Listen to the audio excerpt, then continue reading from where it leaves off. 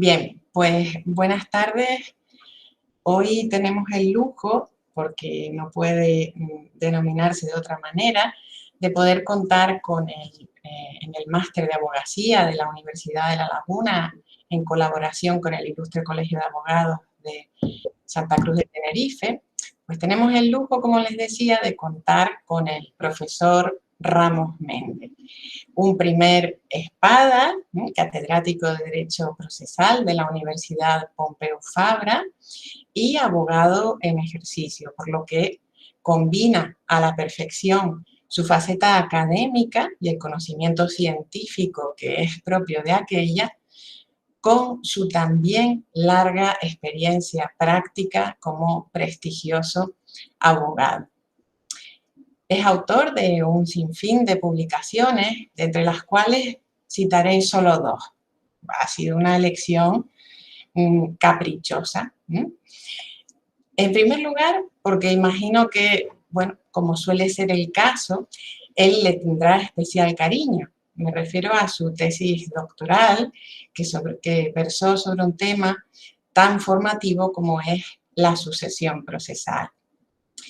Y la segunda publicación que he elegido, soy yo quien la elige, es decir, soy yo quien le guarda un especial cariño a esa publicación en la medida en que me ha sido de gran ayuda, en especial a la hora de preparar el proyecto docente e investigador para la plaza de profesora que ocupo en la actualidad.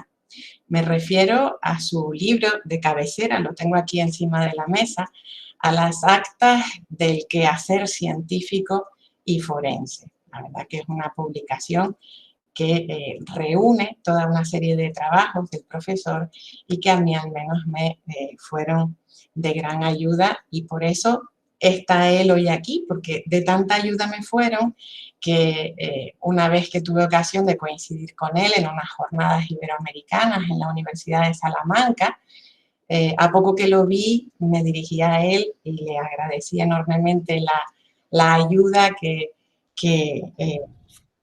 pues ha prestado en definitiva a mi formación, y por eso quisimos invitarlo desde la Universidad de La Laguna a que viniera a participar en este máster de abogacía. Además de todo lo dicho, el profesor Ramos Méndez es un gran orador que, a pesar de la profundidad de su discurso, se acerca y llega al público con una claridad como pocos lo hacen, ¿no? Podríamos decir que es lo opuesto a aquella frase célebre que decía, ya que no podemos ser profundos, seamos al menos oscuros, ¿no? Pues el profesor Ramos Méndez es justo lo contrario. Tiene un discurso, como les decía, de gran profundidad, con gran certeza desde el punto de vista científico, y aún así, ya les digo, llega al auditorio como pocos lo hacen. Por desgracia no podemos tenerle presencialmente aquí, pero vamos a hacer una ficción de que así es, ahorrándole por lo demás, como le decía antes, el fresquito lagunero excesivo, en mi opinión, que hoy tenemos por aquí en La Laguna. También, en nombre del catedrático del área de Derecho Procesal, Tomás López Fragoso, profesor Ramos, le agradecemos su presencia hoy aquí. Asimismo, en nombre del director del máster de abogacía, el profesor Sánchez Lázaro. Así que, por mi parte, tiene la palabra. Muchas gracias, profesora Alicia González Navarro. Mis primeras palabras, como suele ser habitual, deben dirigirse al agradecimiento a la institución por haber tenido la deferencia de llamarme para hablar a distancia, pero al fin y al cabo de llamarme. Esta especie de vocatio que uno espera que se produzca de vez en cuando, pues aquí ha venido como, digamos, a sorprenderme en este mes de mayo para gozar de un público que, aunque no lo veo, Sé que es un público cariñoso y además dedicado en este momento a estudiar la práctica procesal penal con el propósito de ejercer la abogacía. Este agradecimiento que me lleva también, en todo caso, a la institución, a la Facultad de Derecho de la Universidad de La Laguna, en la que hace tiempo que ya no estoy físicamente presente, algunas veces sí que he tenido ocasión de estar físicamente presente. Quiero hacer antes que nada y antes de que se me olvide un pequeño recuerdo en memoria del que fue catedrático durante muchos años de esta universidad, el profesor Morón Palomino, que el año pasado desgraciadamente nos dejó. Y yo me enteré justo con ocasión de esta invitación a hablarles a ustedes. Se nos ha marchado el profesor Morón, pero ha dejado una escuela. Y esa escuela, representada hoy, por señalar a sus dos personas más conspicuas o a la cabecera y sin menospreciar a ninguno otro de los componentes, el profesor Tomás López Fragoso y la profesora Alicia González Navarro, pues son ese gran ejemplo de la transmisión del pensamiento procesal, de los buenos hábitos, de las buenas maneras y del oficio universitario de una generación a otra. Es un agradecimiento reverencial y es un agradecimiento sincero por tantas cosas, porque efectivamente, después de una vida tan larga y tan fecunda, además puede contar entre sus discípulos personas de reconocida valía y de reconocidos méritos que en este momento están llevando adelante la asignatura y el área. Ya sé que en estas circunstancias no era posible un encuentro presencial, que son los que a mí me gustan. Yo necesito ver el escenario, necesito ver al público. No es que sea un forofo de las masas, pero sí, me gusta ver al público, mirar a ver si alguno se duerme, si alguno se ha marchado, si me siguen, si no me siguen, cambiar el discurso. Y esto, claro, con la distancia no lo puedo hacer, no lo puedo hacer. Tampoco puedo utilizar ese gracejo del acento canario tan dulce, que habla, que susurra, que cuenta las cosas de manera que te van mellando, se van deslizando en tu cerebro y te van imbuyendo de una forma lenta, pausada, pero eficaz, como la lluvia fina y no la tormenta. ¿Cómo no lo puedo hacer? ¿Cómo no lo puedo hacer? He preguntado unas cuantas características y me he armado de valor para decir, bueno, hasta aquí ha llegado lo serio. A partir de ahora no sé lo que vendrá.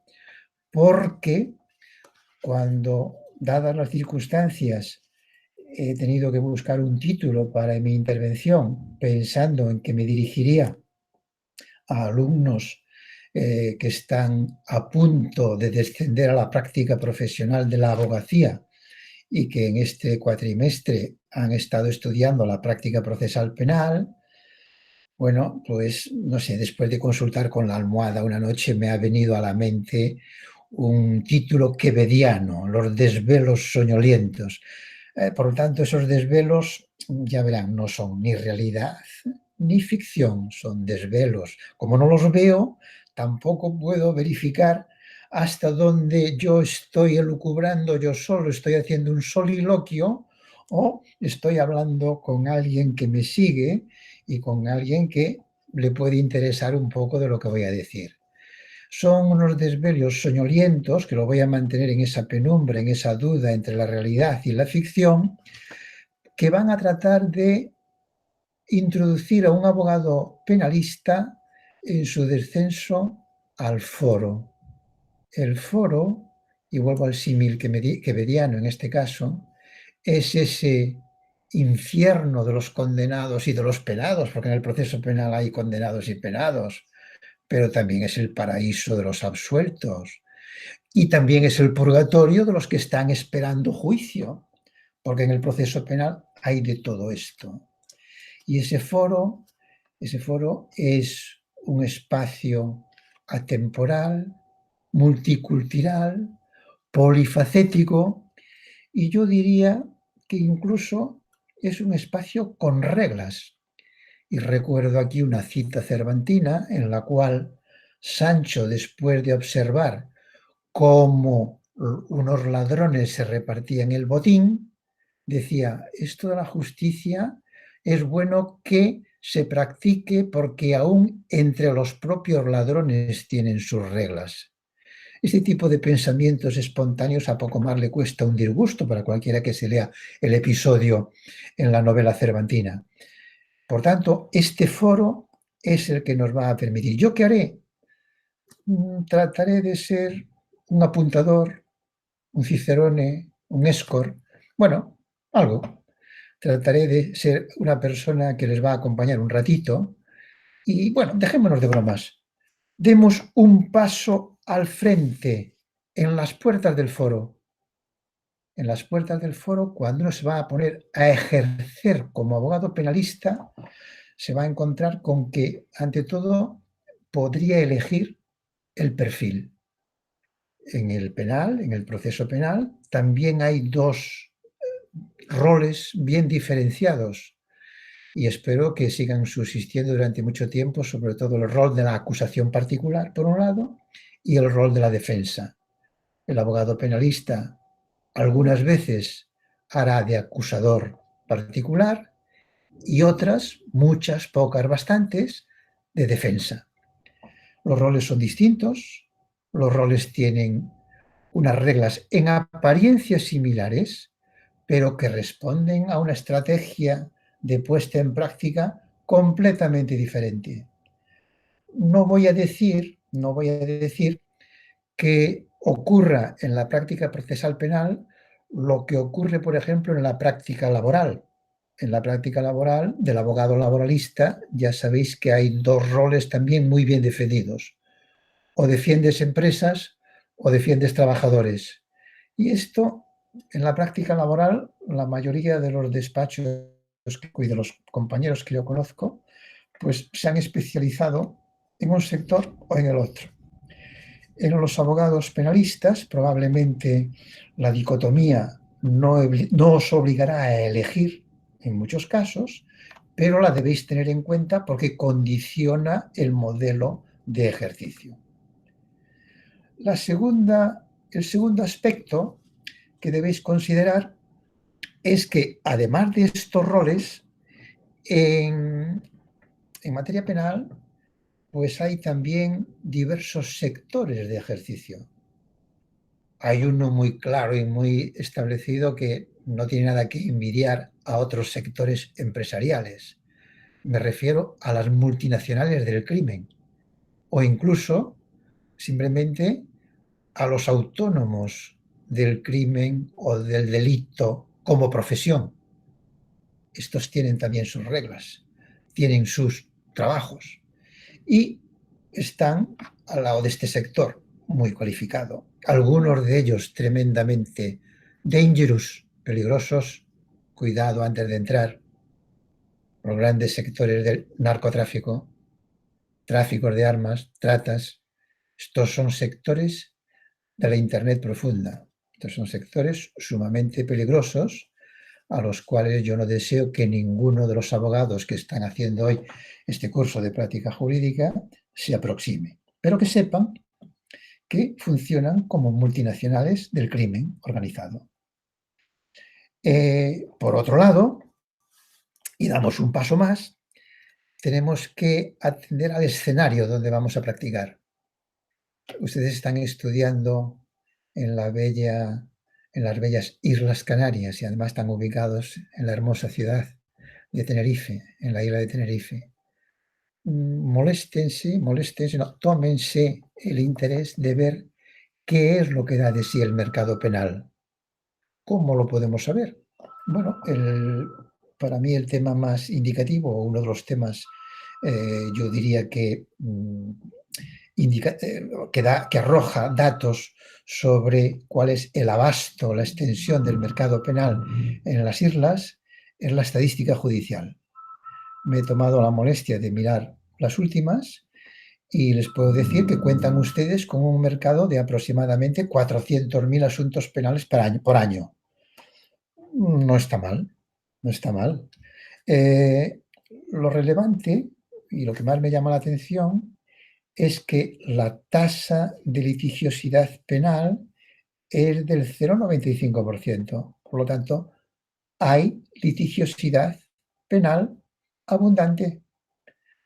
Por lo tanto, hay mercado. El que se quiera dedicar a ejercer como abogado penalista, seguro que trabajo no le va a faltar.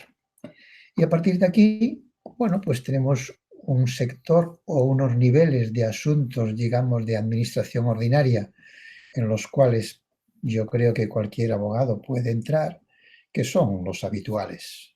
Que si algún delito de sangre, que si unas lesiones, que si unos robos, que si unos hurtos, que si alguna estafa que otra, que si alguna defraudación, algunos delitos de acoso. Bueno, hay mercado, hay mercado. Por lo tanto, sí que estamos a las puertas del foro, estamos examinando qué es lo que da de sí el mercado. Fíjate que estamos hablando del mercado como si fuera con una distancia tremenda. Efectivamente, es como hay que hablar. El abogado ya no es un teórico del derecho, el abogado se quiere ganar las habas, se quiere ganar el pan con su trabajo. Por lo tanto, más vale que piense también en el mercado. Estamos en la puerta, vamos a dar un paso más al foro y vamos a entrar. Pero antes de entrar, me van a permitir que les dé 3 pinceladas sobre algo que voy a titular algo así como dejar atrás los criterios dogmáticos y todos los lugares adquiridos. Ustedes han estudiado la carrera de Derecho, saben un montón de todas las asignaturas de Derecho, del Derecho Penal, del Derecho Procesal Penal, se han estudiado la Ley de Enjuiciamiento Criminal. Por lo tanto, que yo les venga a decir ahora, a prevenirles de lo que han estudiado, me podrían mirar así con una cierta, digamos, con una cierta, con una insolencia. Este señor es un poco insolente. Mire, les voy a contar, voy a dar, para no cansarles, 3 pinceladas. Ustedes recuerdan que uno de los principios esenciales que nos inculca el proceso, el derecho penal, es el principio de legalidad. Lo recordamos en latín, que queda mucho más elegante, ¿no? Nullum crimen, nulla pena sine lege. No se puede considerar delito nada que no esté previsto anticipadamente en la ley. Uf, yo llevo tiempo investigando como abogado. Me pregunto muchas veces dónde ha quedado ese principio, qué es lo que explican los penalistas. Creo que se van a tener que revisar toda su teoría del delito, la acción, la tipicidad, la culpabilidad, las excusas, la pena. Todo eso, en realidad, cuando uno se pone a ejercer, son conceptos que le golpean la cabeza. No voy a atreverme a decir que podamos prescindir de ellos, no voy a ser tan iconoclasta, pero sí que les voy a decir que no hay que aceptar ninguno de ellos como dogma. Y les voy a poner un ejemplo que seguro que está al alcance de todos.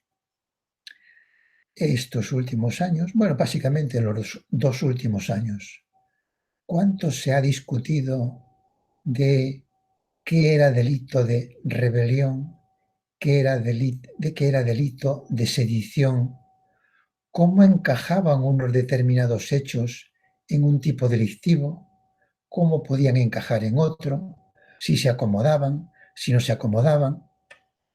Bueno, ¿qué es el principio de legalidad entonces? Yo el principio de legalidad creía y me creo a pie juntillas que es algo seguro, que es algo que me dice, si no está escrito en la ley, si no está previsto literalmente en la ley, no es delito.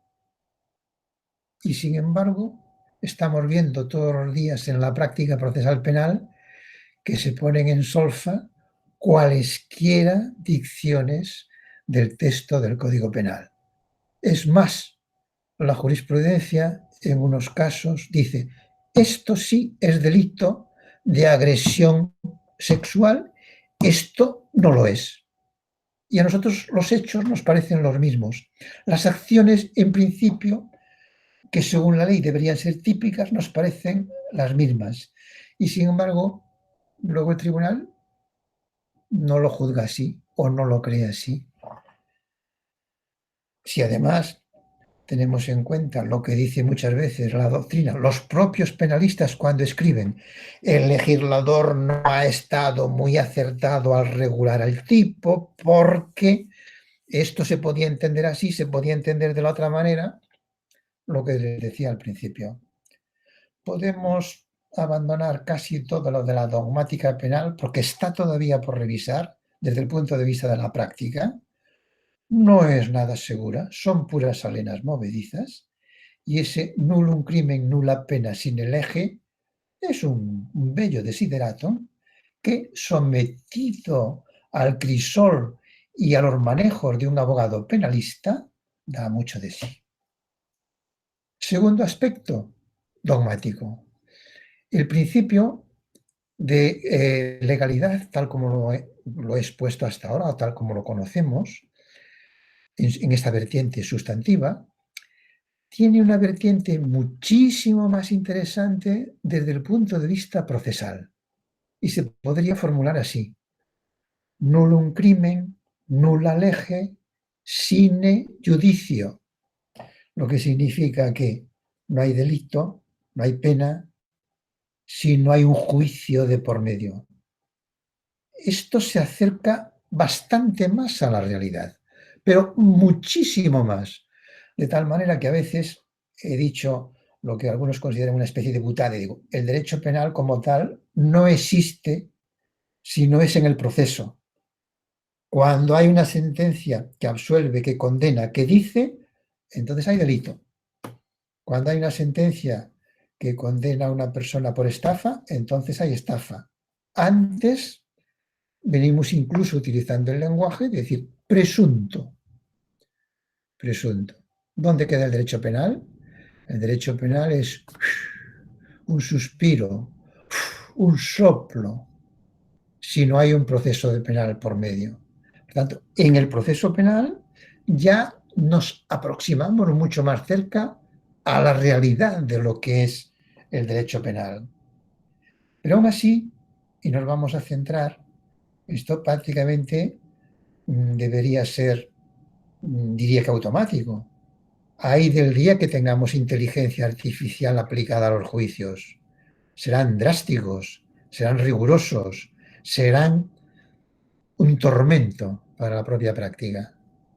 Espero que nunca lleguemos a dar ese paso. Lo espero por el bien de todos. Pero entre tanto, dentro de esta práctica procesal penal y desde la perspectiva del proceso penal, tengo que decir que el punto álgido es la prueba. Todo se reduce a la prueba en el proceso penal. ¿Por qué? Muy sencillo, porque hemos rodeado al ciudadano de una presunción de inocencia que es como un manto blanco que lo hace invisible o invulnerable al derecho penal, salvo que haya una prueba de cargo, una prueba de la culpabilidad. Y entonces aquí, efectivamente, en esa prueba, en el proceso penal, es un juego, es una dialéctica.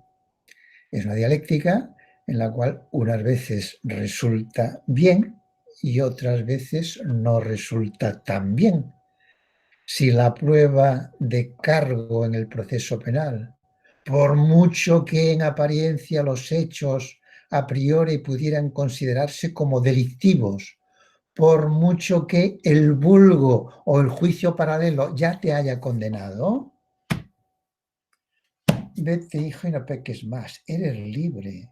Quiere decir, nadie te ha condenado. Si no hay condena penal y si la prueba sale mal, no puede haber condena. Por lo tanto, y eso lo estamos viendo en muchos casos, de esos que están todos los días en los diarios. Efectivamente, aquí tenemos otro apunte dogmático que nos sirve para iluminar el ejercicio de nuestra práctica profesional como abogado penalista. Y un tercer apunte, ya que estamos echando por tierra la dogmática. El tercer apunte va sobre un tema de umbrales. Se lo explico en breves palabras y lo entenderán enseguida. Hace ya bastantes años, unos años, publiqué un artículo en materia civil dedicado a explicar lo que yo veía como umbrales de la litigiosidad desde el punto de vista económico, y explicaba o trataba de iluminar cómo asuntos de cuantía escasa de €1 no llegan nunca a juicio. Nadie va a un juicio civil a reclamar €1, salvo casos simbólicos de quijotismo puro, que también hay, pero no es lo normal. Hay un porcentaje de asuntos que llegan hasta un determinado nivel cuantitativo que no entran nunca en el proceso civil, por abajo. Y por arriba hay los grandes asuntos en los que discuten millones de euros, en los que o bien no acceden porque las partes se buscan una alternativa, los comerciantes, los negociantes, los empresarios se lo saben muy bien, o porque el pleito se utiliza como excusa, pero a las primeras de cambio, después de las primeras escaramuzas, se ponen de acuerdo porque no se acaba nunca. Un pleito dura primera instancia y un pleito de esta cuantía va a un Tribunal Superior de Justicia, acaba en el Tribunal Supremo, estamos hablando de 5, 6, 7, 8 años vista. No hay asunto de cuantía relevante que lo resista. Ninguno. No van. Miren los que hay vivos y verán que se cuentan con los dedos de la mano. Están esperando un arreglo extrajudicial. En el proceso penal, este tipo de criterio económico de cuantía no nos sirve. No nos sirve porque los temas no se miden por cuestiones exclusivamente económicas en materia penal, pero sí que nos sirven por el tema de... podemos hablar de unos umbrales si uno se fija en el tipo de delito o si uno se fija en la entidad de la infracción.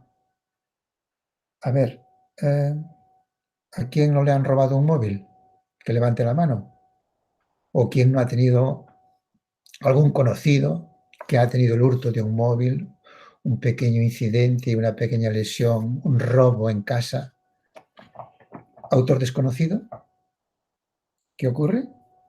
Hoy ya se hace una pequeña carpetita, uno va diligentemente, ya no va ni siquiera al juzgado, va a la policía, rellena un impreso. Ahora, con lo de la pandemia, se lo rellenan, casi se lo rellenan, ya no tienen ni que entrar en las dependencias policiales, firma, le dan el recibo y se acabó el proceso penal, porque eso cuando llega a un juzgado, si llega, va a un sitio que se llama archivo, al cementerio, se muere, es decir, no sigue, no hay proceso penal. Miren los porcentajes de archivo que hay en los asuntos por autor desconocido y por otras muchas causas. Un montón. Todo eso no accede al proceso penal. Y cada vez es más. Pero es que además se da un hecho especial, una circunstancia especial. No sé, yo creo que esto es propio de nuestra idiosincrasia. Las bagatelas, esos delitos de menudeo, caleborroca, pequeñas discusiones, broncas más o menos agitadas, hurtos, son bagatelas y el sistema penal no tiene demasiado interés.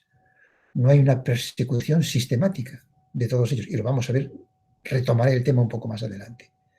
Hay el tema de decir, todos esos, no sé, a veces me he preguntado por qué en nuestro Código Penal hay todo un título de delitos leves. Si luego, en realidad, todos esos delitos leves, lo único que tratamos de hacer es sacárnoslos de encima. Pues que no tenemos mucho interés en perseguirlos. Ni el sistema, ni las instituciones, ni nosotros mismos. Aquí no hay nada que rascar. Con lo cual, se producen también unas parcelas de impunidad tolerada por el sistema, tolerada por la sociedad e incluso a veces vista con buenos ojos. Es decir, ¿qué le vamos a hacer? Hay una especie de estoicismo. Y si alguien levanta la voz o le dicen, apuesta por los principios, apuesta por la persecución a ultranza y tal, dice, ¿a dónde vas? Tú eres un exagerado, tú eres radical, ¿qué pintas? Bueno, son desvelos soñolientos, cuidado. Yo no digo que esto sea la realidad, son desvelos soñolientos, pero a mí se me ha ocurrido que esto tenía que contarlo. Y además, para rizar el rizo a todos estos temas, le hemos añadido un poco de guasa, por decirlo así, cuando prácticamente hemos hecho inviable en la práctica aquello que antes llamábamos reincidencia y multirreincidencia. Estamos cansados de oír que presuntos delincuentes o delincuentes presuntos, sí, pero sorprendidos en infraganti por la policía judicial y llevados a presencia judicial, entran por la puerta A y ahora salen por una puerta distinta para no contagiarse por aquello de la COVID, pero no vuelven. Detenidos 20, 30, 40, 50 veces. ¿Nos inmutamos? No, lo damos por bueno. Por eso decía al principio que hay una serie de sectores que son inmunes al proceso penal, que hay un nivel, un umbral en el que, bueno, no hace falta que nos esforcemos porque no habrá práctica procesal penal. Bueno, ya estamos demasiado a la puerta. Entremos, por favor, entremos dentro del foro, que estábamos a las puertas un poco haciendo este ejercicio de reflexión sobre los principios. Ahora sí que entramos. Y cuando entramos en el proceso penal y entramos en el foro, no se van a acabar nuestras cuitas. La primera recomendación que voy a hacer es someterse a un programa de desintoxicación procesal. Vaya, cuidado, a ver si voy a echar por tierra todo lo que han estado estudiando ustedes en la carrera y en este cuatrimestre de práctica procesal penal. Sí, se lo digo con toda sinceridad, hay que desintoxicarse por completo, procesalmente hablando. ¿Por qué? Bueno, es bastante sencillo. Normalmente nosotros durante la carrera y en la práctica profesional de introducción, y se hace muy bien, y debe ser así. Primero hay que intoxicarse y luego desintoxicarse. Se estudia uno la ley de enjuiciamiento criminal, más no sé cuántas leyes accesorias más, que tiene, ¿cuántos? 970 y tantos artículos, ¿verdad? En realidad, en la práctica procesal penal, ustedes se van a mover a barajar voy a exagerar un poco, con un centenar de artículos, los que están colocados en los últimos artículos de la ley, a partir del artículo 700 y pico, porque ahí están, pues, el grueso de los procedimientos frecuentes y estadísticamente más frecuentes en la práctica. No es el proceso ordinario, no es el jurado. Estos casi se cuentan con los dedos de las manos. No diría con los dedos de una mano sola, pero con los dedos de las dos manos no exagero. Los asuntos penales de relevancia están en el procedimiento abreviado, en los rápidos, ya no sé cuáles hay más, en los leves, ahí están. Esos están al final de la ley. En unos poquitos artículos, de los cuales además no se utilizan todos, se utilizan solo muy pocos. Por lo tanto, este es un alivio porque uno puede, en un determinado momento, haciendo de tripas corazón, olvidarse prácticamente de muchas de las cosas que ha estudiado y concentrarse en 3 o 4 artículos en los cuales además, pues, si se equivoca, no pasa nada. Nos cansamos de explicar desde el punto de vista dogmático que las normas procesales son normas de derecho público, normas no negociables y normas que ahí están. Bueno, esto en algunos procesos, pero desde luego en el proceso penal no es así. El proceso penal, si nos equivocamos de carretera, nos pasamos al callejón. Si por el callejón nos funciona, nos vamos a la autopista. Si hay que venir contra dirección, venimos contra dirección. Y no pasa nada. No hay ninguna nulidad que se precie. Hay algunos límites breves a nivel de garantías fundamentales que están ahí, pero que no. Por lo tanto, casi nos podemos, eh, yo diría que, desintoxicar. Y luego no creamos que algunas de las reglas que hemos estudiado, algunas de las instituciones que hemos estudiado, se utilizan de forma lineal, se utilizan de forma transparente, se utilizan para aquello, para lo que están previstas. Eso es lo que uno se cree, de buena fe, al principio, cuando uno lo estudia. Cuando uno llega a la práctica, empieza a pensar que las normas, y voy a citar un ejemplo antes de entrar en la explicación, voy a poner un ejemplo. En los últimos tiempos, repasen mentalmente en cuántos casos se ha utilizado la recusación en el Tribunal Supremo, sobre todo en la sala segunda, en la sala de lo penal, mejor dicho, y en el Tribunal Constitucional. En el Tribunal Constitucional la última es de hace unos días. Se ha utilizado pensando en la bondad de la recusación como elemento de control de la imparcialidad del tribunal y no sé, ni mucho menos. En todos los casos, si ustedes escarban un poco y leen entre líneas lo que hay detrás, hay estrategia, hay pues utilización agresiva de una norma con unas determinadas finalidades en función de la estrategia del caso. Lo de menos es el resultado, porque en muchos casos la recusación está condenada al fracaso, como se ha visto. Pero se trata de crear malestar, se trata de crear mal ambiente, se trata de crear sospecha, se trata de crear rollo, se trata de crear una sombra que en un determinado momento, una nube negra que en un determinado momento te puede arrebatar y te puede abrir la salvación para una persona sometida a juicio. Y es una norma neutra que cuando uno la estudia, la ve, pues está bien esto de la recusación. El juez que tiene interés, está bien, bien, bien. En la práctica, como digo, las normas procesales se van a utilizar de una forma, voy a llamar inteligente, porque estamos en el campo de la operativa. Las normas procesales no son normas para leer, no son normas para deleitarse, no son monumentos poéticos, son herramientas de trabajo y están destinadas a obrar, están destinadas a hacer. Y además, repito y pongo un ejemplo, no en la manera en que nos lo pensamos muchas veces cuando estudiamos la institución correspondiente. Para no cansarles en este tema, voy a tomar otro ejemplo que me permitirá pues un poco recorrer el abanico del mensaje que quiero transmitir. Ustedes habrán estudiado y se han estudiado con toda seguridad que llegado a un determinado momento de desarrollo del proceso penal, se pasa a juicio oral cuando hay acusación, ¿verdad? Y esta acusación se concreta en nuestro sistema en un escrito, en un escrito que se llama de calificación provisional en el juicio ordinario o ya de acusación, un lenguaje mucho más clarividente o mucho más indicativo de cuál es el contenido en el resto de los juicios.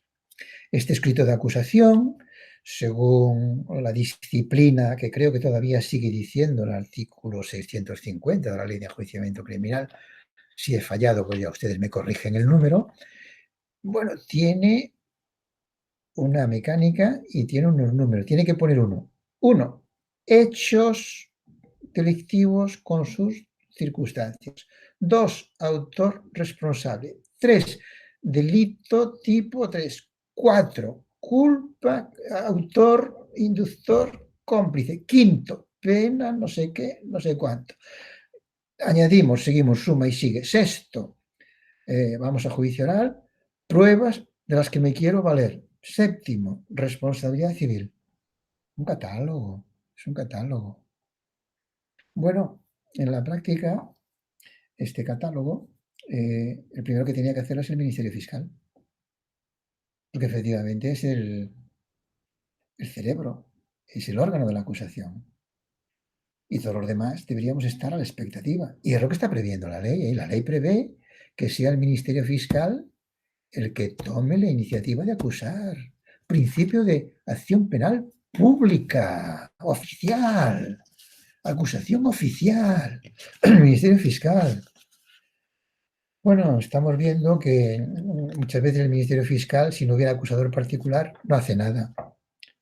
Otras veces, cuando sí quiere hacer, esconde lo que hace, incluso a la acusación particular.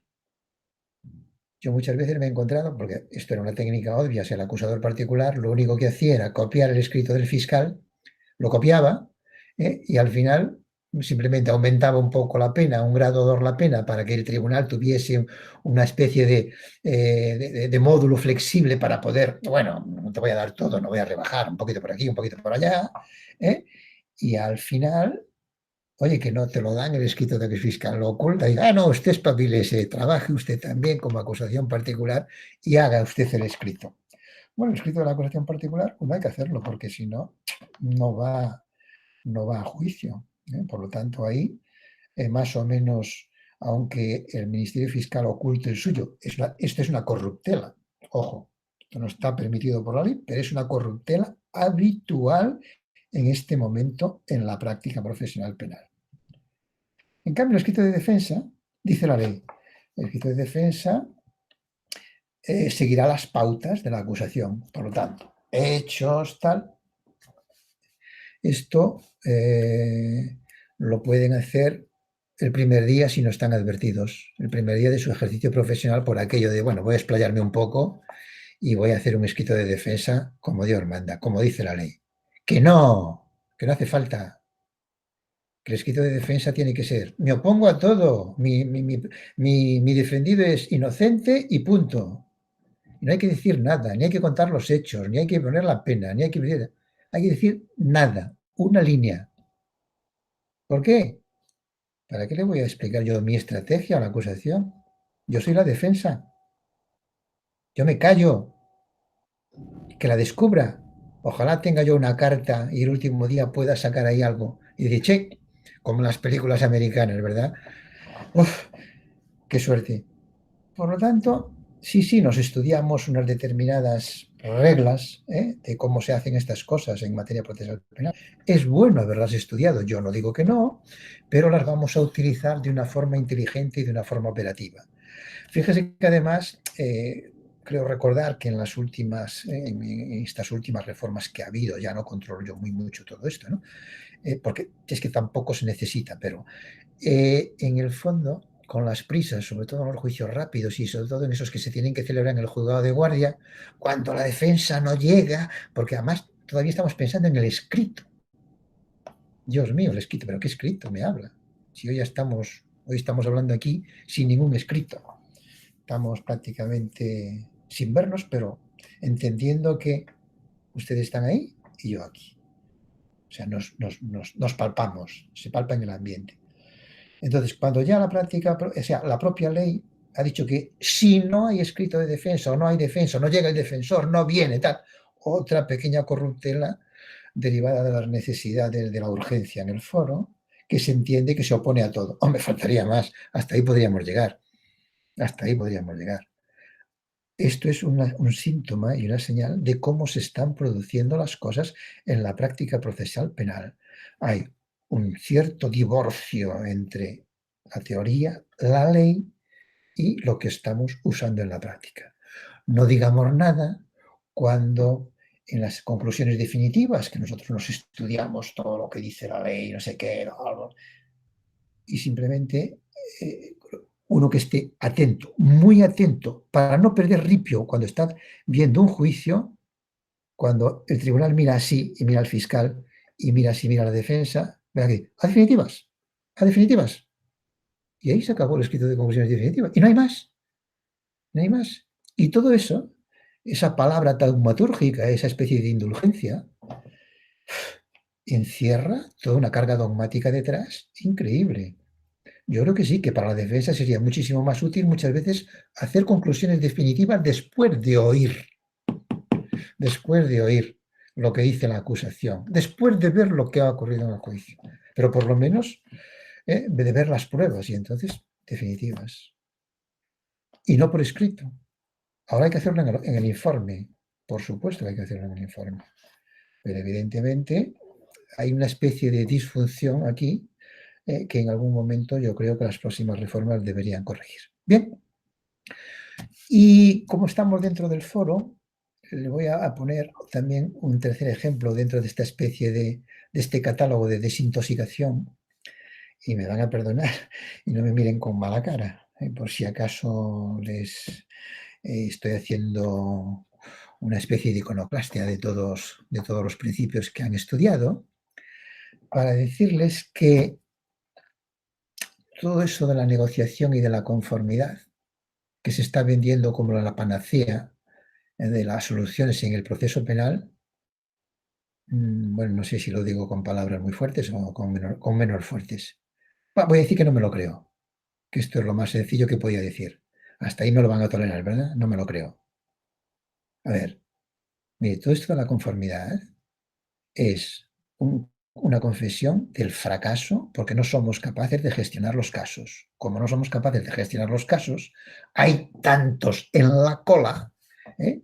Y hay tanta bagatela de aquellas que decía al principio que no nos vamos a perder el tiempo juzgando las bagatelas. Venga, pase a ver usted cómo lo quiere, tal, bendito. Siguiente, ¿cómo lo quiere? Bendito. Eso se llama conformidad y se llama negociación.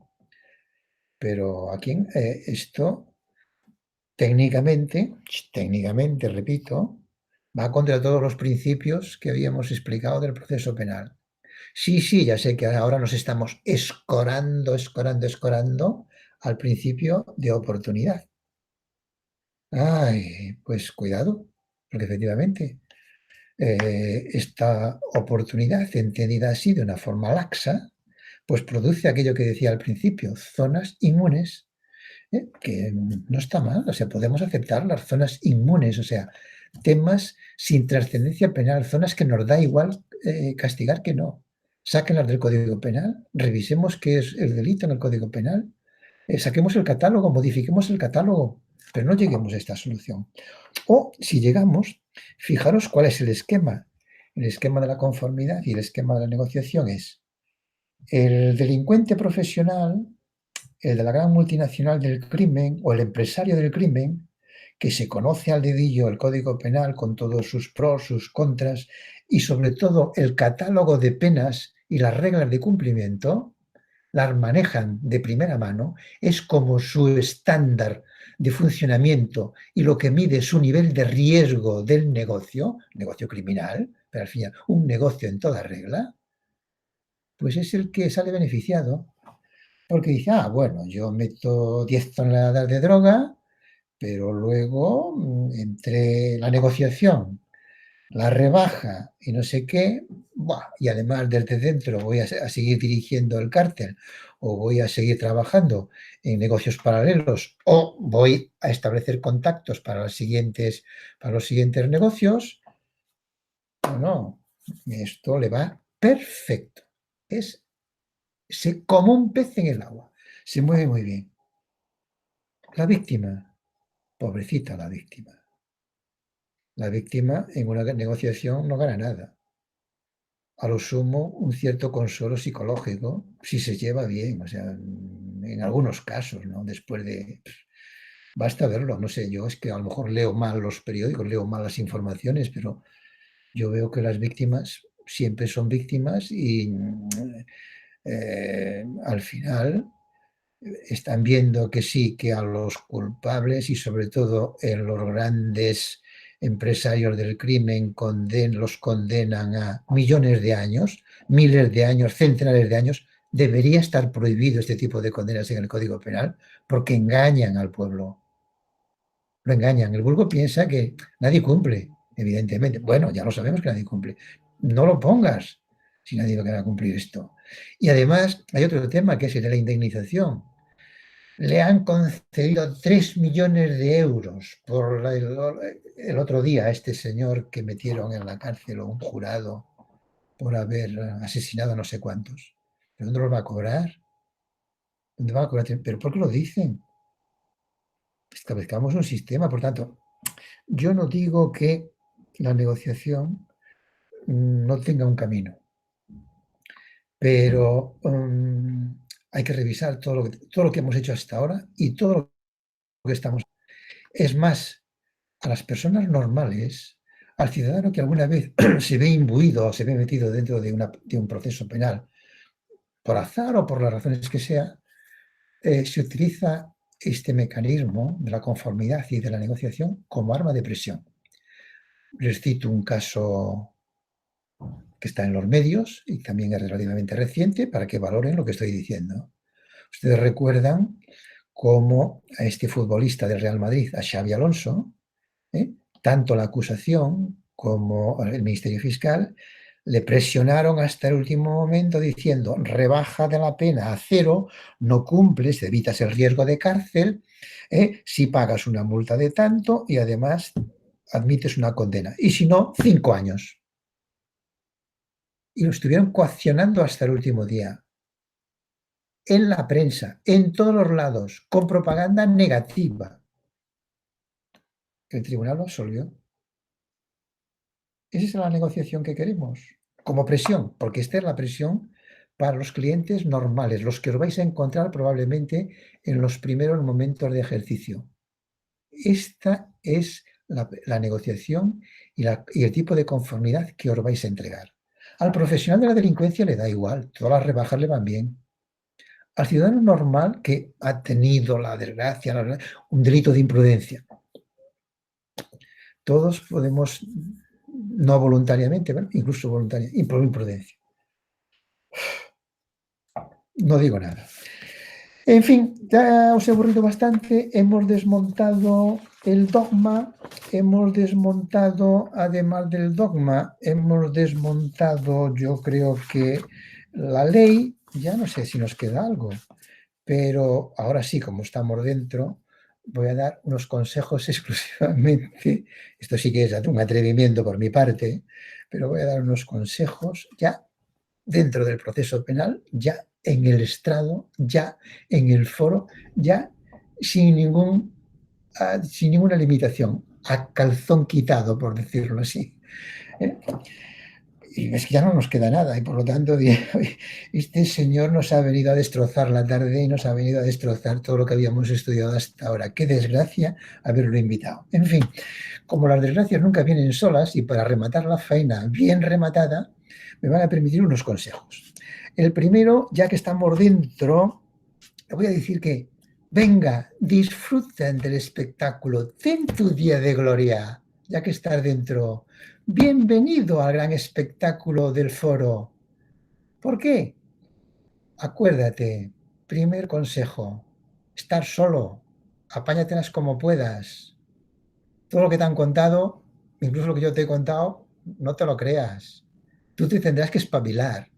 El día que estés en el foro, de verdad, de verdad, de verdad, amigo, no te arredes, crécete, muévete, estás ahí, no hagas caso de lo que te haya dicho.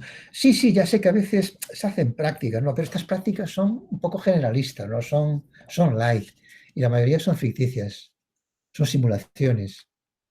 La práctica de verdad es como, no sé, en la abogacía no hemos llegado a una cosa que yo vengo suspirando, pero años luz, tampoco lo he conseguido nunca, que es hacer prácticas reales, jugándote el tipo en el caso, es decir, si tú lo haces bien, a tu cliente lo absuelven, por lo tanto te estás jugando los cuartos, cobra, pero si lo haces mal, a lo mejor lo condenan por tu culpa.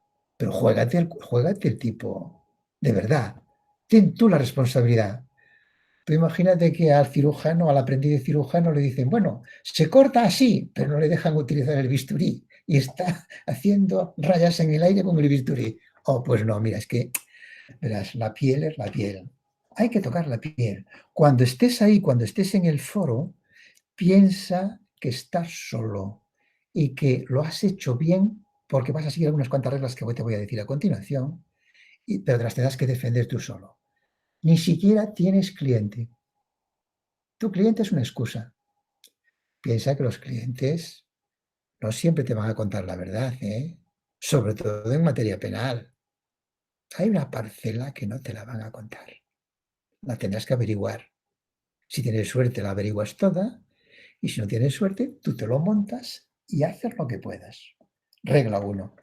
Regla 2. Prepárate para la puesta en escena. Prepárate para la puesta en escena.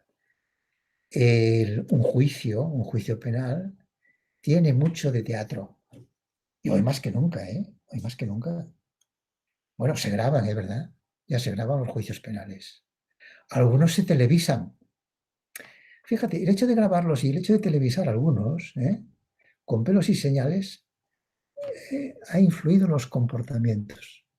La gente ya se comporta de otro lugar. El tribunal, que antes estaba un poco panza sobre panza, o no estaba muy atento, ahora, quieto, déjame poner, estoy bien, que no me duerma siempre, que me cacen las menos veces posible. Claro, evidentemente.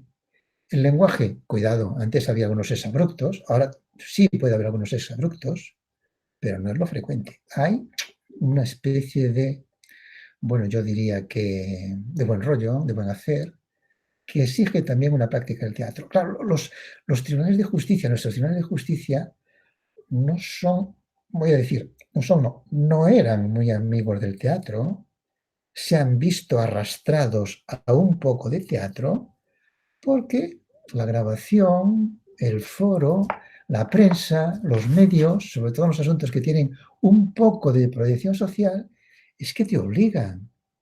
Por lo tanto, te van a consentir un poco de teatro.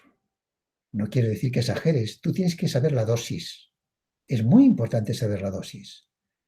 Pero tiene que haber una pizca de dosis de, ¿sabes? De gracia.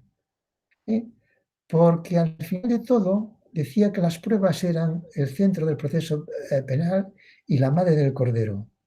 Las pruebas, a veces tú te encuentras con un escenario en que el acusado calla, como un muerto, no dice nada, se acoge a su derecho al silencio.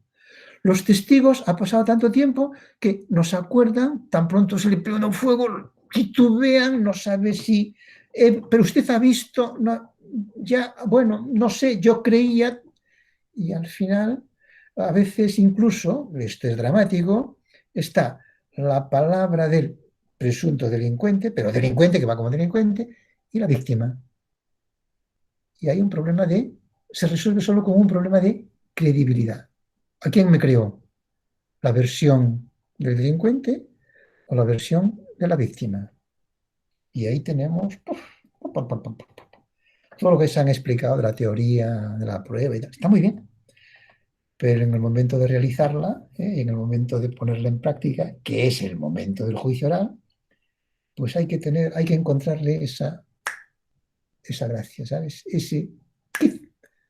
Ese puntito que es el que te va a permitir, pues realmente llegar a arrimar el asco a la sardina. Preparar esta puesta en escena es laborioso. Hay que elaborar una hoja de ruta concienzuda, ahora que están de moda las hojas de ruta. Es decir, uno tiene que, bueno, antes, perdón, esto era una cosa casi, bueno, yo por mucho que me he desgañitado explicándolo a la gente o diciéndole, no se os ocurra comprar un formulario, los formularios no sirven para nada, leeros la ley, con la ley uno se espabila, se arregla. Lo primero que hace es se gastan un montón de dinero en comprar un formulario. Para los juicios penales no hay formularios, hombre, ¿cómo os lo voy a explicar? No hay formularios, no existen formularios. Hay que elaborarse una hoja de ruta, un protocolo de actuación. ¿Qué significa esto? Que hay que prever desde el momento 1, se abre la sesión, hasta el momento final, se levanta la sesión, todos y cada uno de los pasos minuciosamente con alternativas. O sea, tiene que ser un programa abierto. ¿Por qué? porque sobre la marcha el tema puede cambiar. Yo llevo 10 testigos, veo que el testigo uno falla, que el 2, tal, no necesito 10. O veo que el testigo uno y el testigo 2 ya me han machacado el tema como yo quería, todos los demás no los quiero. Tengo que ahorrar, tengo que reconducir, tengo que rebobinar, tengo que acomodarme a las circunstancias. Por lo tanto, esa hoja de ruta es lo más complicado que hay que hacer en el proceso penal, porque además exige flexibilidad mental por parte del propio abogado. Yo tengo que estar dispuesto a variar sobre la marcha. Por tanto, es muy laboriosa la preparación de un proceso penal. Un tercer consejo: trabaja con la comunicación. Estamos en un sistema oral. Hay que ser comunicador. El comunicador no es un loro. Esos abogados penalistas, que entre el testigo ni le miran al testigo, miran para el folio que tienen delante y empiezan a leer la pregunta. ¿Es cierto que tal y que? Cierto que no tenemos tradición nosotros, tenemos muy poca tradición, es decir, tenemos un hueco en nuestra formación en el arte del interrogatorio, ¿sabes? No sabemos interrogar, no todos saben interrogar bien. Tenemos que ejercitar el arte del interrogatorio. En nuestro sistema, hasta diría que incluso están mal vistas las reglas de cortesía con los testigos. ¿Por qué yo no puedo decir al testigo: buenos días, señor tal, buenos días, señora cual? ¿Es usted doña tal? Encantado, bienvenida. ¿No puedo usar una norma de cortesía? Tengo que ver al testigo siempre como amigo o como enemigo, porque es la única, aquí hay una radicalidad absoluta. ¿El testigo es de los buenos o es de los malos? Craso, craso error del sistema. No, es que no es así, no es así.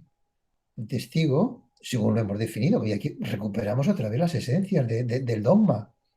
Una persona que ha presenciado, ha visto, conoce de primera mano, de segunda mano, como queráis, pero conoce los hechos, por eso le llamamos, para que aporte sus datos. Entonces, efectivamente, no le podemos ver como enemigo. Si queremos, incluso, aun siendo un testigo de la acusación, si queremos desmontarlo, más vale que tengamos la habilidad de la cortesía, más vale que tengamos la habilidad de un interrogatorio bien llevado, suave, que no un interrogatorio brusco. Aquí tenemos hay un problema práctico que juega en contra, que es que los tribunales siempre van estresados. Es decir, señalan 10 juicios a la vez en una mañana y claro, abrevie que está el otro en la cola. No puede ser. En cambio, otros juicios le dedican 6 meses, un año y lo televisan. Son estas grandes paradojas de nuestro sistema que en unos casos, cuando nos da la calentura, pues hacemos un gran despliegue, y cuando tenemos que funcionar con normalidad, pues a veces nos chamuscamos absolutamente todo. Y no olviden que aparte del teatro que uno hace, o de la dosis esa de comunicación que uno ejercita ante el tribunal en el momento del juicio, pues que están los medios, ¿verdad? Antes el abogado no hablaba con los medios. Hoy veremos que los abogados, sobre todo en los asuntos que tienen una cierta trascendencia, como no hablen con los medios, están apañados. Pues no pasa absolutamente nada. Hay que dar información, la que uno pueda dar, neutra, a ser posible, de primera mano, pero oye, hay juicios paralelos, los estamos viendo todos los días. Y eso quieres que no crea ambiente, o sea, que no me cuenten películas. Crea ambiente. La sala no es inmune, no es inmune. Profesionalmente trata de decir, no, a mí no me afecta, no lea el periódico.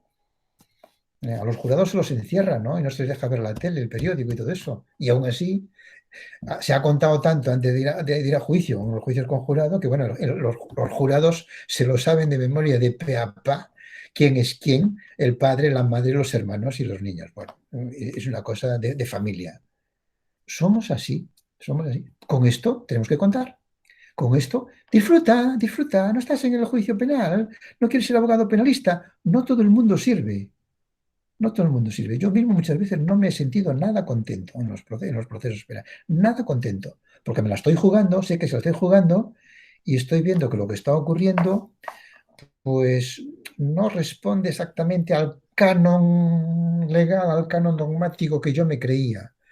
Y por tanto, los que mejor me han salido en la práctica son aquellos en los que me he olvidado, me he despojado de todos y he empezado a hablar como una persona normal y he empezado a hablar de cosas normales, lanzando mensajes de aquellos que llegan al tribunal. Porque al final la convicción, ¿sabes? Ese puntito de convicción a veces depende de un gesto, de una pregunta anónima en el medio de un interrogatorio. Y por cierto, una vez terminado el caso, pasad a la página, por favor. Nada de orgías para celebrarlo, ni nada de funerales. A veces se gana, a veces se pierde. A los delincuentes hay que condenarlos. Por lo tanto, si el señor que habíais defendido, o la señora que habíais defendido, o la pareja, o el no pareja, o el neutro, o quien fuera, que habíais defendido era culpable porque era el responsable de los hechos, lo tienen que condenar. ¿Ha perdido el abogado? Que no, hombre, que no ha perdido el abogado. Pasa a la página. Tú has hecho tu función digna, que todo esto que he dicho es serio. Lo he dicho un poco, un plan un poco más light para que la tarde no fuera tan pesada, pero detrás de todo esto están todas esas normas que os habéis estudiado y que no las podéis olvidar porque justamente la estrategia se basa, esas normas están ahí en el subconsciente. Y cuando uno está actuando, siempre se acuerda de aquello, como la acción típica, ¿no? Oh, sí, aquello, hay esos pequeños clics, ¿sabes? Que te vienen dados, sea cuando preparas el juicio, sea muchas veces cuando lo celebras. En fin, creo que no debo seguir ya molestando la atención, porque ya digo, ni el acento era el bueno, era el dulce acento canario que habría que esperar, ni el interlocutor tenía ganas de hacer un discurso, una clase académica, y por lo tanto, después de estos desvelos soñolientos, va siendo hora de volver a la puerta de entrada del foro, ¿eh? Pero yo no me voy a marchar y no voy a concluir estos desvelos sin lanzar una vez más mi grito de guerra en los últimos tiempos en materia del proceso penal. Mi grito de guerra es una reminiscencia, vosotros lo recordáis, habéis estudiado en la historia cuando estudiabais el bachillerato, aquel senador romano que se llamaba Catón el Viejo, que en la época de las guerras púnicas, cuando hacía un discurso en el Senado, siempre terminaba con un estribillo. Cartago delenda est, que significa hay que arrasar a Cartago, son nuestros enemigos. Y no se cansó nunca de decirlo en todos sus discursos. Yo imitando pálidamente en estos años a Catón el Viejo, tengo un eslogan para el proceso penal que repito siempre al terminar cualquiera de mis intervenciones sobre el proceso penal. Y se refiere al juez de instrucción. Quiero al juez de instrucción. Vosotros sabéis que en estos momentos todas las reformas procesales penales están encaminadas a encomendar la investigación de los procesos penales al Ministerio Fiscal. Al Ministerio Fiscal. ¿Cómo? Al Ministerio Fiscal, sí. ¿Al Ministerio Fiscal que tenemos ahora tal como está regulado? Sí, sí, a ese. Ah, entonces empieza a reformar la ley, los proyectos de ley, investigación del Ministerio Fiscal. ¿Pero cómo? A ese Ministerio Fiscal que tenemos ahí en la ley, que los principios de dependencia, independencia, imparcialidad, todo eso, que no me los creo, hombre, que es que no me los creo, que el sistema no lo permite. Empezamos la casa por el tejado siempre. Reformeme usted el Ministerio Fiscal y cuando me diga usted, tengo un Ministerio Fiscal, mire, con estas características, ¿ve? Independiente del Poder Ejecutivo. Pero ya está, ya he dictado la ley, ya está aprobada por las Cortes. Bueno, entonces yo sacaré mi gorrita y diré, a ver, déjeme ver, repasemos la historia de los candidatos y de las personas que han ocupado el cargo de fiscal general del Estado en estos últimos años. ¿Quién se ha marchado corriendo porque tan pronto le han torcido un poco, le han puesto un freno? Ha dimitido. ¿Cuántos? ¿Quién, a pesar de todo, ha tragado sapos y culebras y ha seguido hasta que no ha podido más? ¿Cuántos han agotado el mandato? ¿Cuántos? ¿Cuántos no tenían los requisitos exigidos para el cargo según la ley y a pesar de todo han sido nombrados? ¿Cuántos? ¿Ese es el Ministerio Fiscal que queréis? Pues no, pues yo no. Por eso, como me acuerdo siempre de un villancico de Gloria Fuertes que se titula El Diablo Cojito y que dice algo así. Los tres reyes magos van a adorar al niño al portal de Belén y le llevan sus presentes, oro, incienso y mirra, nos dice el Evangelio. Pero dice el villancico de Gloria Fuertes, no quiero oro, ni incienso, ni esos regalos tan fríos. Quiero al camello, le quiero, repitió el niño. Y yo hago igual. Quiero al juez de instrucción, le quiero. ¿Se enteran? Le quiero al juez de instrucción. Muchas gracias.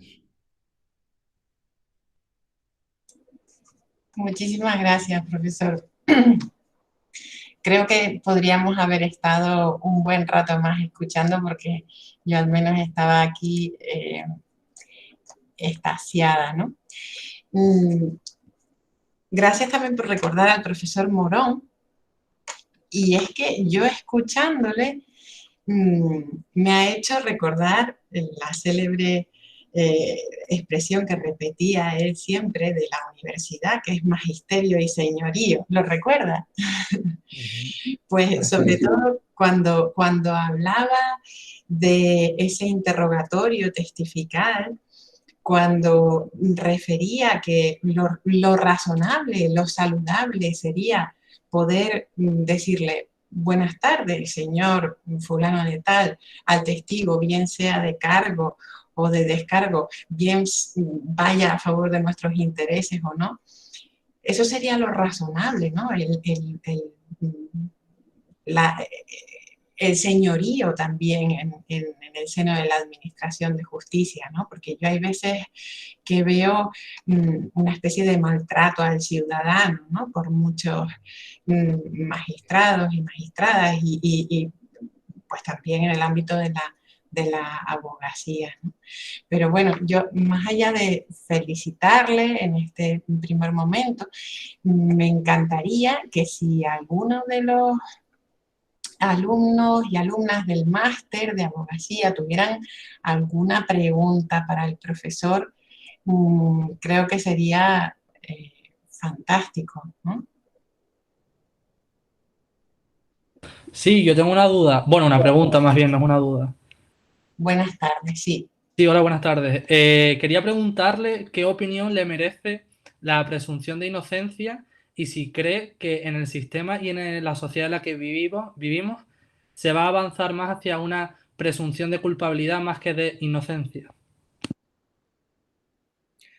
Bueno, yo creo que aquí la respuesta es clara. La presunción de inocencia está funcionando bastante bien. No es de lo que peor funciona. Yo la salvo en el proceso penal. Me parece que hoy por hoy es una garantía, la número uno en todo el proceso penal y es pues la que muchas veces distorsiona la percepción de la gente no iniciada sobre lo que ha sucedido en un proceso a posteriori. Es decir, si nosotros estamos tan convencidos de lo que dice el Código Penal, de lo que es delito y de lo que no es delito, y si además estamos convencidos de que una persona que ha cometido eso que dice el Código Penal, cuando vaya a juicio la tienen que condenar sí o sí, no entiende la presunción de inocencia. ¿Cómo lo absuelven? ¿Cómo lo absuelven? El hecho de que se absuelva y el hecho de que haya sentencias que luego no calan en la opinión pública y además la opinión pública se subleva contra ellas, efectivamente es un ejemplo de que la presunción de inocencia está ahí. Se podrá aplicar mal o bien, No se aplica la presunción de inocencia en todos los juicios paralelos. En los juicios paralelos ya saben que lo que hay que hacer es carnaza, a sacar el cuchillo, el bisturí y por lo tanto explotar todo lo que se puedan los aspectos morbosos de los hechos y hasta dónde llegan. Y no hay absolutamente ningún recato en este momento. Entonces, yo creo que hasta ahora, por suerte, es una de las garantías fundamentales de nuestro sistema.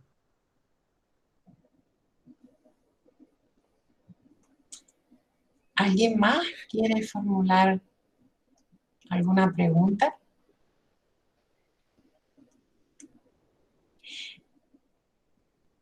Y yo podría... Fíjese que eso...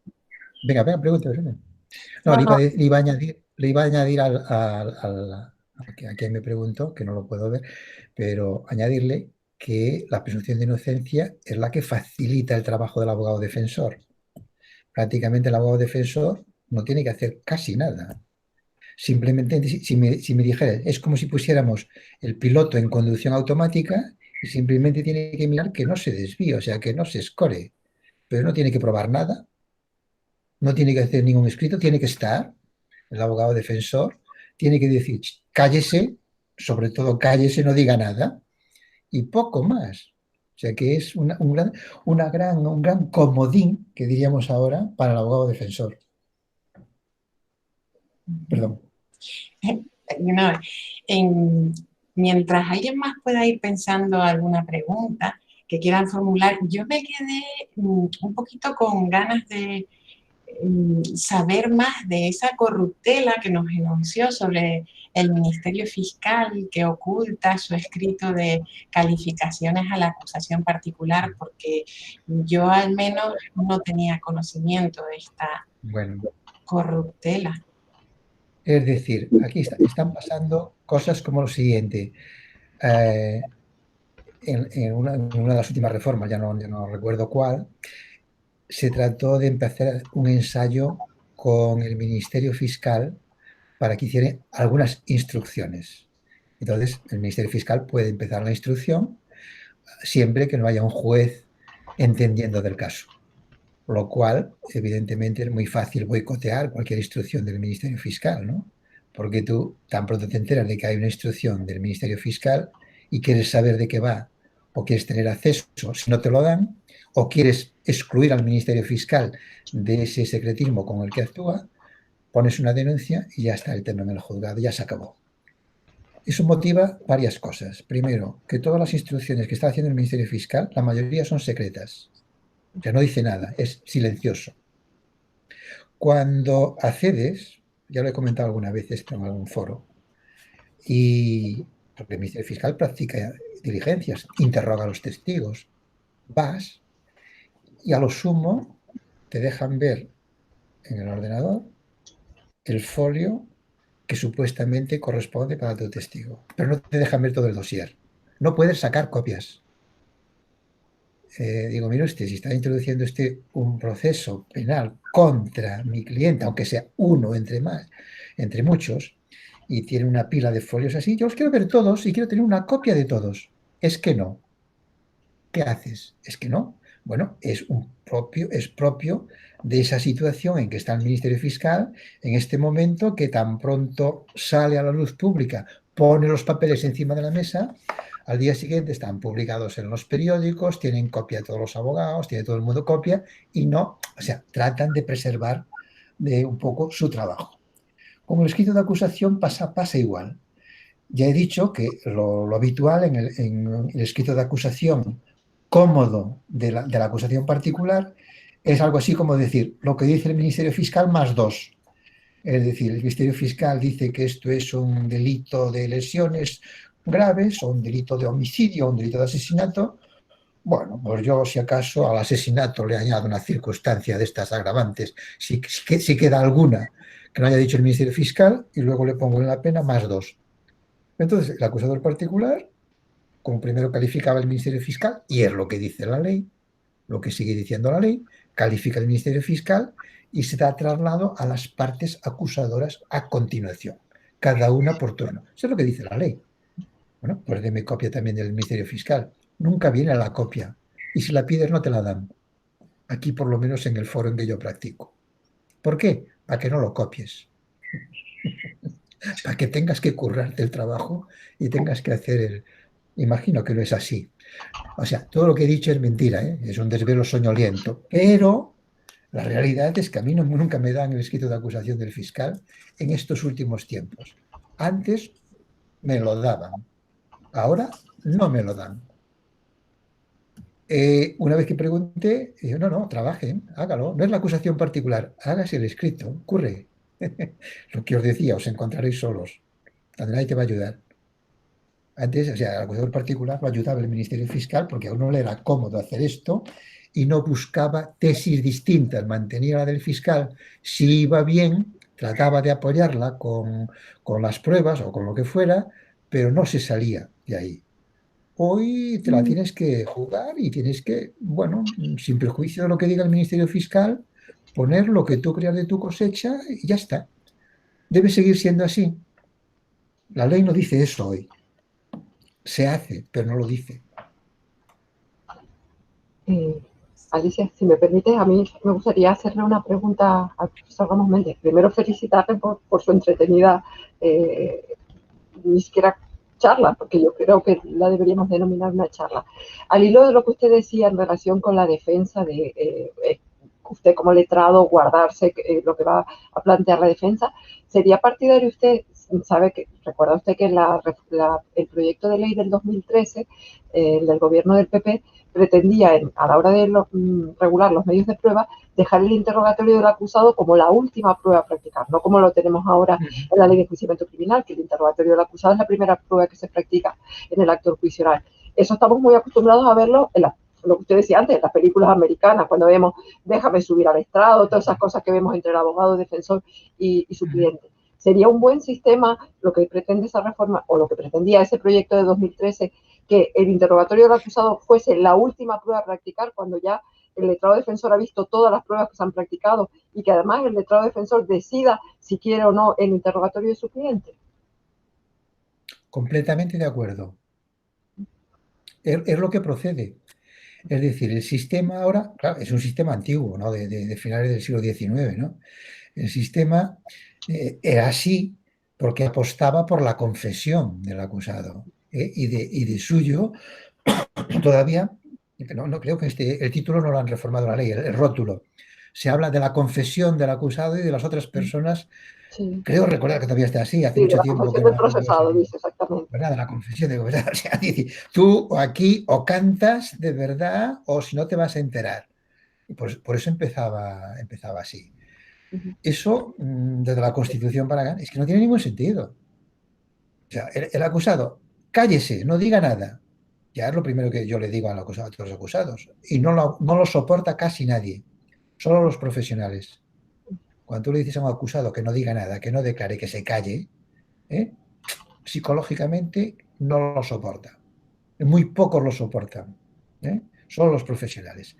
Entonces, ¿qué debía ocurrir? Pues eso, como mucho, al final, y ya no como prueba, porque efectivamente los catálogos de prueba deberían excluirla de raíz desde el momento en que puede optar por ello, sino como una declaración voluntaria, espontánea, como un dato más, pero ya no como medio de prueba. Declaración del imputado. Pues no, no.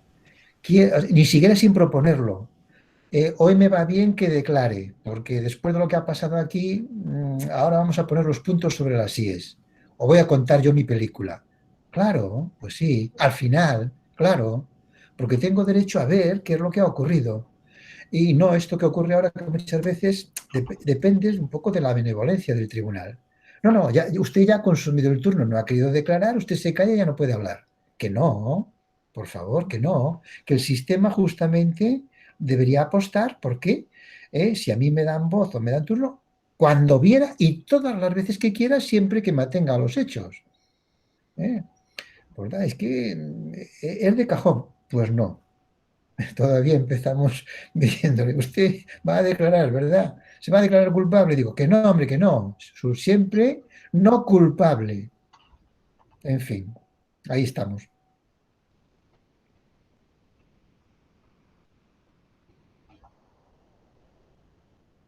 No se te oye, Alicia. No te oigo. Perdón, decía que Ah, si alguien quiere formular alguna pregunta más. Sí, yo tengo una duda a colación de lo que dijo antes, de que era necesario que el abogado tuviera una cierta dosis de teatralización a la hora de estar en sala. ¿En qué se materializa esa dosis de teatro en el acto de juicio? Es decir, ¿cómo se materializa? bueno, pues entre el aprendizaje deberían recibir clases de teatro y clases de vocalización y clases de oratoria forense y clases, no a la antigua usanza, porque la oratoria forense de antes era rimbombante, ¿no? Era un oropel. La de hoy es de SMS, la de hoy es de emojis, ¿eh? Y por lo tanto la oratoria de hoy es una oratoria muy distinta y depende de las circunstancias, ¿eh? Usted tiene que ver esta dosis de teatralidad, en definitiva, significa una cosa solo: conectar con el tribunal y transmitir el mensaje que usted quiere transmitirle, sin pasarse, y siempre dentro de esas normas de respeto que uno debe tener, ¿eh? Que esto no se puede olvidar nunca. Uno no se puede rasgar las vestiduras ante un tribunal. El tribunal puede ser muy zoquete, muy burro, no estar por la labor, pero uno no se lo puede decir. Debe comprender que hasta los tribunales burros, zoquetes que no están por la labor, son tribunales, ¿eh? Y al final son los que dicen la última palabra. Por lo tanto, me cuidaré yo muy mucho de decir una palabra altisonante que pueda caer mal al tribunal. Pero dicho esto, yo no tengo que tener pelos en la lengua para llamarle a las cosas por su nombre y subrayar algunas frases de las que digo. O sea, desde el punto de vista de la oratoria. Yo digo, bueno, mi abogado es inocente. Dicho así, es inocente, no tiene ninguna gracia. Bueno, esto ya lo han oído muchas veces. Si yo cuento alguna cosa más y deduzco al tribunal y dice, mire, es que es imposible este buen hombre que haya, vamos, ni siquiera, porque además, como ha dicho el testigo, es que ni por asomo estaba el día de los hechos la coartada. Es buenísima. Es decir, uno agranda, subraya esas pruebas que le favorecen y mete debajo de la alfombra o debajo de la silla de la que está hablando aquellas que le perjudican. Ese es el teatro, el propio teatro. Hay que fingir, hay que hacer de tripas corazón, porque a veces uno está convencido de la culpabilidad de su cliente, ¿verdad? Este señor lo que tiene que estar es en la cárcel. Y sin embargo tiene que defenderle o tiene que buscar que su descenso a la cárcel sea lo más leve posible. Y por lo tanto, haciendo de tripas corazón, o sea, por oficio, y sin pasarse, tiene que decir, buscar ese punto. Yo diría que cuando ya está todo claro y todo eso, ese punto de decir, hombre, ha sido la primera vez, o verá usted, seguramente esto no es un tema, se le ha ido la olla, no, cualquier cosa. Es decir, sí, ya sé que no había trastorno mental transitorio, pero se le ha ido la olla, un mal momento. Este tipo de inputs, este tipo de cuestiones que las utilizamos en el lenguaje vulgar, ¿verdad? Y funcionan muy bien en el lenguaje coloquial. En el tribunal, en materia penal, es el ABC, diría yo. Pero recuerden, todo lo que digo son desvelos soñolientos.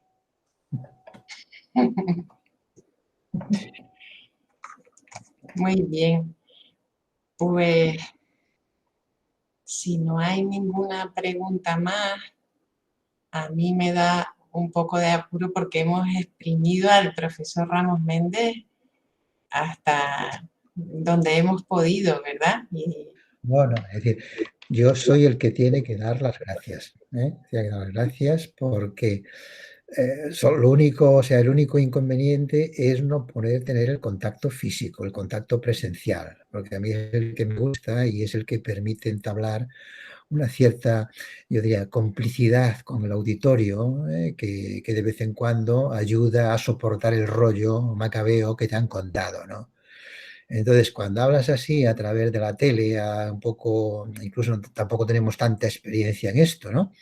Pues hombre, seguramente a veces te pasas, a veces te quedas corto, tienes que intuir que, bueno, y hace muy bien, el que se quiera marchar se debe marchar cuanto antes, no siquiera debe venir, pero muchísimas gracias por estar ahí, muchísimas gracias por soportar lo que solo era un desvelo soñoliento y sobre todo a partir de ahora olvidaros de mí y haced caso a lo que os digan vuestros queridos profesores, Alicia González Navarro, Tomás López Fragoso y todo el demás resto del equipo que os enseña las prácticas del procesal penal, porque son los que de verdad saben. Yo era un aficionado, un cicerone que estaba aquí hoy en la puerta, porque como la pandemia, ya sabéis, me había quedado estaba ocioso. Entonces, tal como estaba ocioso, pues me habéis ayudado a pasar una tarde entretenida. O sea que muchísimas gracias por la deferencia. Gracias.